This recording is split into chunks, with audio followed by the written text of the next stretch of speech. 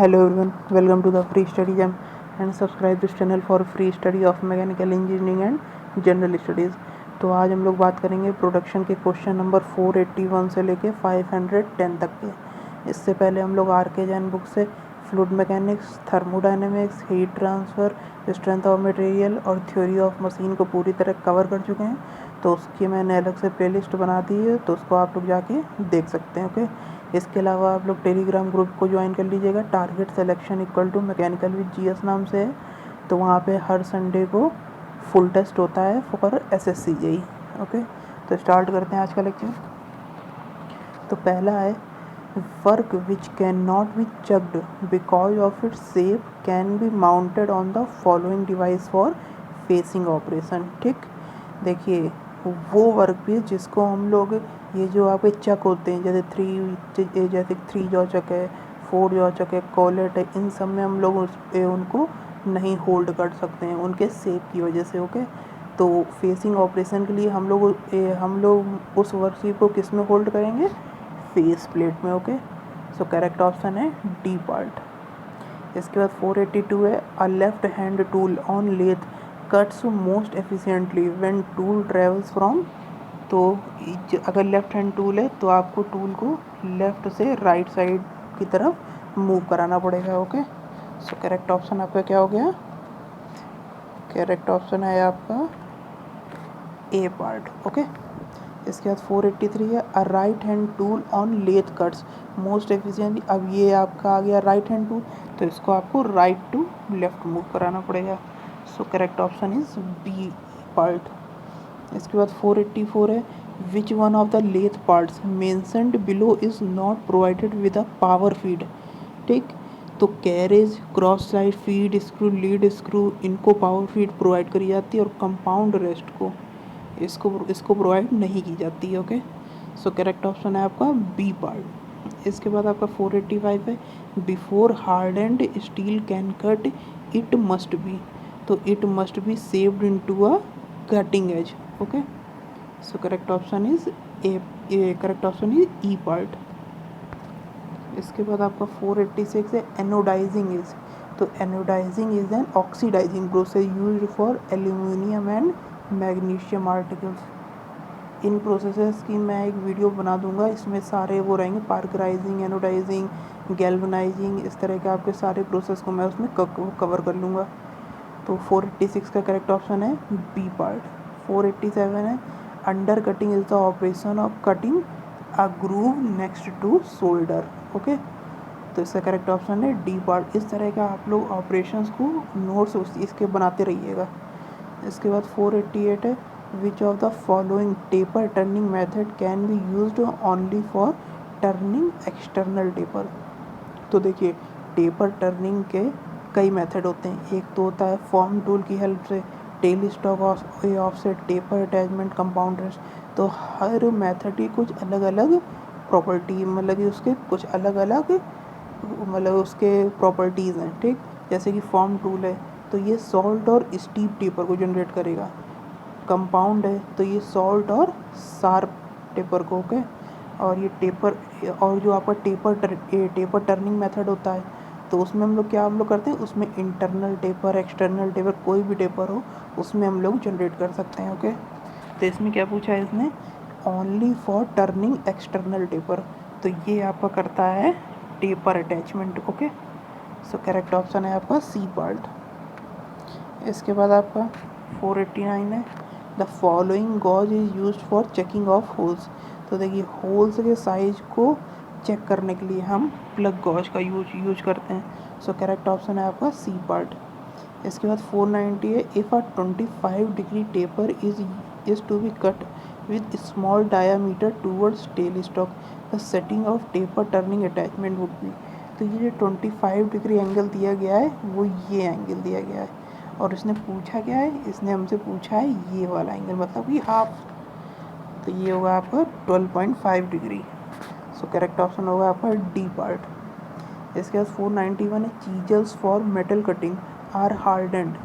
तो chisels for metal cutting are hardened all over. ठीक, मतलब कि उसकी मतलब होल बॉडी। ठीक, सो करेक्ट ऑप्शन है आपका बी पार्ट।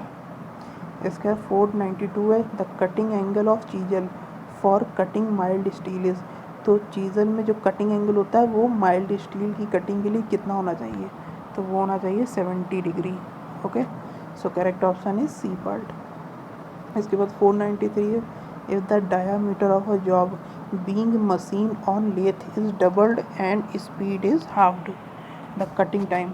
तो कटिंग टाइम इक्वल टू क्या होता है, L by F into N. जो एल होता है वो कितना होता है, d/2। ठीक, अब अगर डायामीटर को इन्होंने क्या करा, डबल किया, तो डायामीटर हो गई डबल, तो आपका न्यूमरेटर में 2 आ गया। स्पीड को अगर हाफ करेंगे तो ये 1/2 नीचे हो जाएगा, तो ये 2 × 2 4 टाइम्स हो जाएगा। मशीन वो जो आपका कटिंग टाइम होगा वो हो जाएगा 4 time. So correct option is D part. इसके बाद 494 है सॉल्ट और sharp angle tapers are machine using. अभी आपको बताया था सॉल्ट और शार्प टेपर किससे हम लोग वो मशीन करते हैं, कंपाउंड रेस्ट से। Okay, so correct option is B part. इसके बाद 495 है the taper on lathe spindle. तो लेथ स्पिंडल में जो टेपर होता है वो कितने ऑर्डर का होता है, 1:20। Okay, so correct option is D part. 496 है the angle between the lathe centre.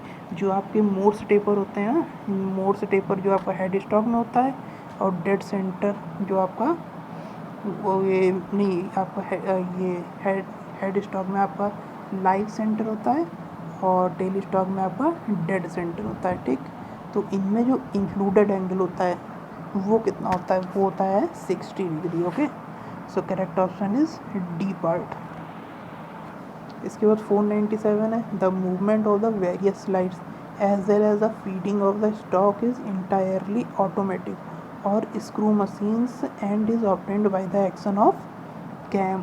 Okay, so correct option is E part. 498 है the slowest speed in lathe is adopted for following operation. तो lathe में जो सबसे slowest speed होती है वो किस प्रोसेस में होती है, थ्रेड कटिंग में। ओके, सो करेक्ट ऑप्शन है बी पार्ट।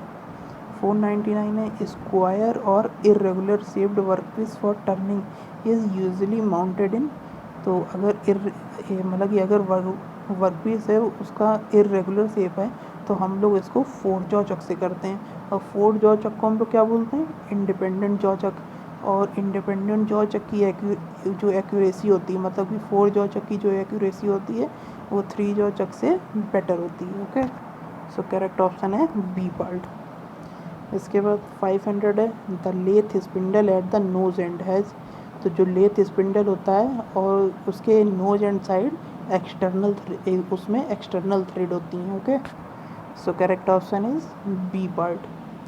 501 है a device which is fasten to the head stock end of the work to be turned between centres is called. तो उसको हम लोग बोलते हैं lathe dog. So correct option है आपका बी पार्ट। इसके बाद आपका 502 है the included angle of lathe centre is. तो अभी आपको बताया था कि हेड स्टॉक में लाइव सेंटर होता है और टेल स्टॉक में डेड सेंटर होता है, और वो जो सेंटर होते हैं उनके बीच का एंगल इंक्लूडेड एंगल कितना होता है, 60 degree. So correct option is C part. इसके बाद 503 है the taper in lathe spindle. तो ये भी क्वेश्चन रिपीट हो गया, तो ये किस और वो ऑर्डर का होता है, 1:20। इसके बाद 504 है tail stock centres which do not revolve with the work piece. अभी आपको बताया लाइव सेंटर किस में होगा, हेड स्टॉक में। डेड सेंटर टेल ये वो डेड सेंटर किस में होगा, टेल स्टॉक में। तो इसका करेक्ट ऑप्शन क्या होगा, B part. Correct option is B part. 505 है पार्कराइजिंग प्रोसेस। तो parkerizing process is a process used for making thin phosphate coatings on steel to act as a base और primer for enamels and paints. ठीक, so correct option is C part. इसके बाद 506 है in EDM machining the tool is made of. तो देखिए EDM machining में क्या होता है, एक तो ये हो गया आपका कंटेनर, ठीक, ये हो गया आपका फिक्सचर जिसमें कि वर्क पीस रहेगा, ये हो गया आपका टूल, और ये टूल जो है वो सर्वो, उसके ऊपर क्या होगी, सर्वो मोटर। ठीक, अब ये जो आपका टूल है ये डीसी सप्लाई से कनेक्ट होगा और ये वर्कपीस भी कनेक्ट होगा। पॉजिटिव साइड वर्कपीस से कनेक्ट होगी, नेगेटिव साइड टूल से कनेक्ट होगी। तो इसमें लिख दूँ, ये है आपकी सर्वो मोटर, ये है आपका टूल, ये है आपका वर्कपीस। ठीक, अब ये जो टूल होगा ये होगा हॉलो, इसके अंदर से एक पाइप जाएगा, वो कनेक्ट किससे होगा, वो कनेक्ट होगा आपका इलेक्ट्रोलाइट से। ठीक, और यहाँ पे आपका पंप लगेगा, फिर प्रेशर गॉज, फिल्टर। ठीक, तो पंप से यहाँ से इलेक्ट्रोलाइट यहाँ पे ट्रांसफ़र होगा, यहाँ से ट्रांसफ़र होगा टूल में और टूल से ट्रांसफ़र होगा वर्कपीस में। और यही इलेक्ट्रोलाइट आपका जो मतलब कि इलेक्ट्रिकल कांटेक्ट होगा बिटवीन टूल एंड वर्कपीस वो जनरेट करेगा। ओके, तो ये होता है आपका ECM, ये होता है आपका ये है इलेक्ट्रोकेमिकल मशीनिंग। ठीक, अब अगर इसी में हमें अगर इलेक्ट्रो डिस्चार्ज मशीनिंग अगर कवर करना हो तो आप इसको हटा दीजिए, ये वाला पार्ट अब हटा दीजिए पूरा। ये जो पंप से ये जो हॉलो करके मैंने पाइप कनेक्ट किया है इसको हटा दीजिए और डाई इलेक्ट्रिक फ्लूइड को आप फिल कर दीजिए ये कंटेनर में। ठीक, ये आपका फिल हो गया इस कंटेनर में। अब क्या होगा कि जो ये टूल और वर्कपीस के बीच में आयन जनरेट हो जाएंगे because of dielectric fluid. तो जब इलेक्ट्रॉन का ट्रांसफ़र होगा आफ्टर सप्लाई तो वो स्पार्क जनरेट करेंगे। तो स्पार्क की वजह से टेम्परेचर कितना जाएगा, वो जाएगा आपका 8000 टू 12000 तक। ठीक, और उसकी वजह से आपका जो वर्कपीस का मेटल है वो करेगा मेल्ट और हमारी क्या होगी, इलेक्ट्रो डिस्चार्ज मशीनिंग। तो इसमें करेक्ट ऑप्शन क्या होगा, इलेक्ट्रो डिस्चार्ज मशीनिंग में tool is made of brass और copper. Correct option is D part. इसके बाद 507 है, which is false statement about electro discharge machining. तो पहला है it can machine very hard material, सही है। दूसरा है very good surface finish is obtained, ये भी सही है। थर्ड है section to be machined should be thick, ये आपका गलत है, ऐसा कुछ मतलब कि ज़रूरी नहीं है। ठीक, metal removal rate is slow, ये भी सही है। Even heat treated metal can be machined, ये भी सही है। ठीक, तो इन्होंने फॉल्स स्टेटमेंट पूछा था तो आपका करेक्ट ऑप्शन हो जाएगा सी पार्ट। इसके बाद 508 है, in electrochemical machining in electrochemical milling operation the gap between tool and work is kept of the order of. तो वो जो मैंने अभी आपको कहा था ये टूल और वर्कपीस के बीच में गैप कितना होना चाहिए, तो ये आपका ECM प्रोसेस में होना चाहिए 0.75 mm। Okay, so correct option is C part. इसके बाद 509 है, in spark erosion machining process the gap between tool and workpiece is filled with. तो देखिए, अगर आप उसको इलेक्ट्रो डिस्चार्ज मशीनिंग बोल लीजिए या फिर उसी को ही आप स्पार्क इरोजन मशीनिंग बोल लीजिए, दोनों ही सेम है। तो इसमें जो gap between tool and workpiece filled with dielectric liquid, so correct option is D part. इसके बाद 510 है, in the electro discharge machining process the workpiece and the electrode are submerged in dielectric fluid. Correct option is A part. तो ये हो गए आपके 30 question. अब इसके नेक्स्ट 30 क्वेश्चन हम लोग कल के लेक्चर में देखेंगे। तो उसके अलावा आप लोग टेलीग्राम ग्रुप को ज्वाइन कर लीजिएगा और इस चैनल को सब्सक्राइब कर लीजिए। So thank you guys.